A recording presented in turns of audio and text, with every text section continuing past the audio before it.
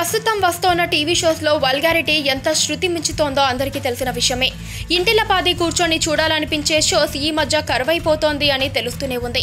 జబర్దస్త్, పటాస్ వీటి గురించి తెలుసు.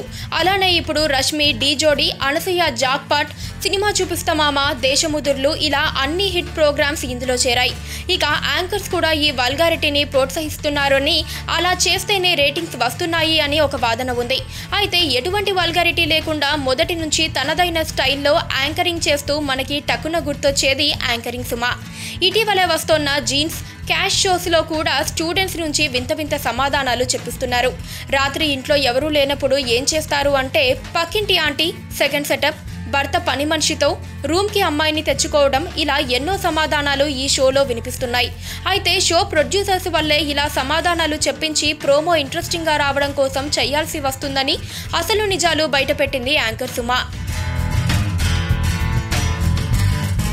అంతేకాదు, ఎలాంటి ఆడియో ఫంక్షన్ అయినా, ఈవెంట్స్ అయినా వాళ్ళు చెప్పింది చేస్తూ ఉంటామని, స్క్రిప్ట్ ముందే ప్రిపేర్ అవుతుందని, అప్పుడప్పుడు టైమింగ్ పంచెస్ మేము సొంతంగా వేస్తూ ఉంటామని, ఇలాంటి వల్గారిటీ విషయంలో యాంకర్కి ఇష్టం లేకపోయినా చెయ్యాల్సిందే అని సుమా కనకాల చెప్పుకొచ్చారు. రేటింగ్స్ రావడానికి కూడా ప్రోమోస్ ఇంట్రెస్టింగ్గా అన్ని ఎలిమెంట్స్తో చెయ్యాలని, దానికి మేనేజర్స్ ది బాధ్యత అని చెప్పారు సుమా కనకాల. అదండి మనం చూసే ప్రోగ్రామ్స్ వెనక అసలు రహస్యం.